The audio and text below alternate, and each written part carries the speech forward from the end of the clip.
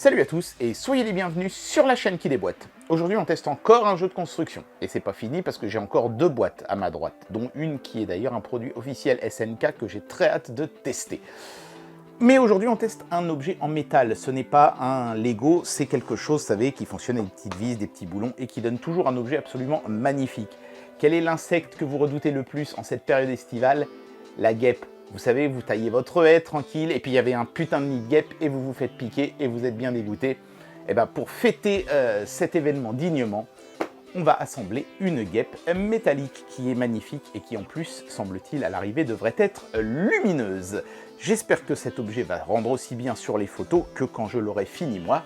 Il n'y a qu'un seul moyen de le savoir. C'est parti pour le test. Alors on va procéder au déboîtage de cet objet, mais ça va être vite fait, parce qu'on commence à connaître ces jeux de construction métallique. Ils sont toujours livrés dans cette magnifique petite boîte à outils en plastique. Moi je trouve ça tellement plus classe que les boîtes en carton de chez Lego. C'est magnifique.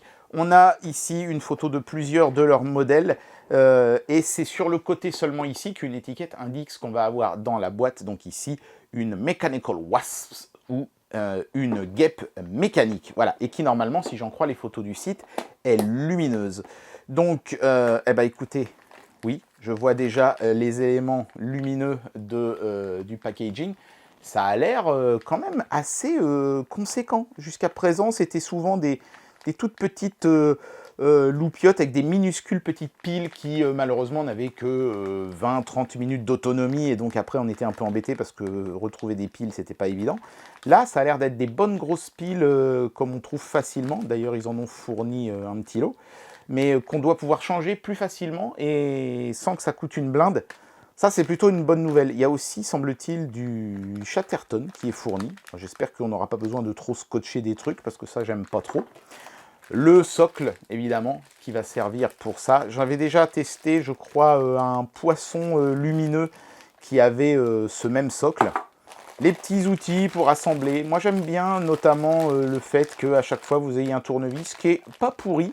Celui-ci, c'est pas celui qu'on avait l'habitude d'avoir. Il est plus simple, mais il a l'air quali quand même. Et puis ensuite, on a tous les éléments. Et bon, il y en a pas mal, mais il n'y en a quand même pas autant que j'aurais pu le craindre. Je me souviens de la dernière fois que j'ai fait un modèle comme ça. Il y avait tellement de morceaux que je n'en voyais pas le bout. Et il semblerait qu'il y ait quelque chose de magnétique, parce que ça colle ici. Oui, il y a des aimants. Ah, ça, ce sont des aimants. Voilà, je ne sais pas en quoi ils seront utiles au montage, mais des bonnes grosses piles, du fil et des aimants, ce sont des éléments que je vois pour la première fois sur ce genre de montage. Ça veut dire qu'ils ont fait évoluer leur système, et ça c'est une bonne nouvelle. Donc maintenant, on procède à l'assemblage. Ça va être long, ça va être pénible pour moi, pour vous ça va être instantané grâce à la magie du montage, et on regarde le produit fini dans un instant. C'est parti.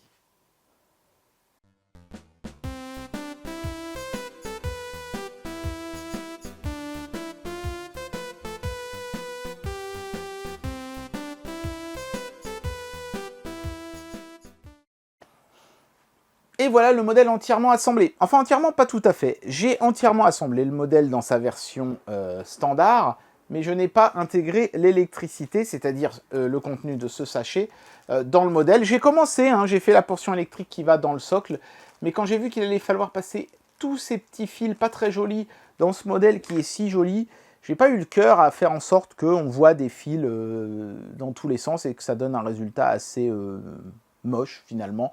Et tout ça finalement pour mettre des loupiottes derrière les yeux par exemple, qui sont opaques, donc on va juste voir la lumière fuiter par les petits interstices. Pas très intéressant. En fait, je me suis arrêté quand j'ai commencé à essayer de mettre le fil dans l'abdomen, qui doit passer par le trou qui se trouve ici, et que, ce faisant, j'ai cassé le filetage du dard ici, ce qui m'obligeait de coller cette pièce, ce qui n'est pas très joli.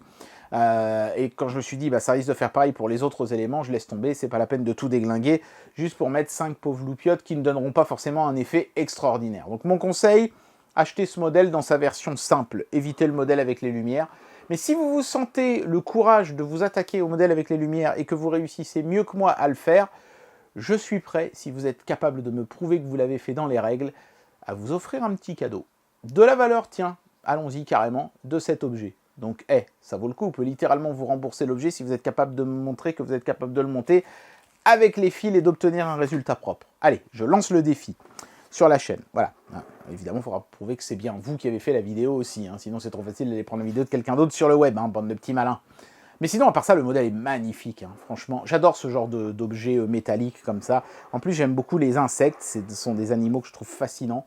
Donc regardez-moi ça, c'est super détaillé, je vais vous mettre des gros plans bien sûr, hein.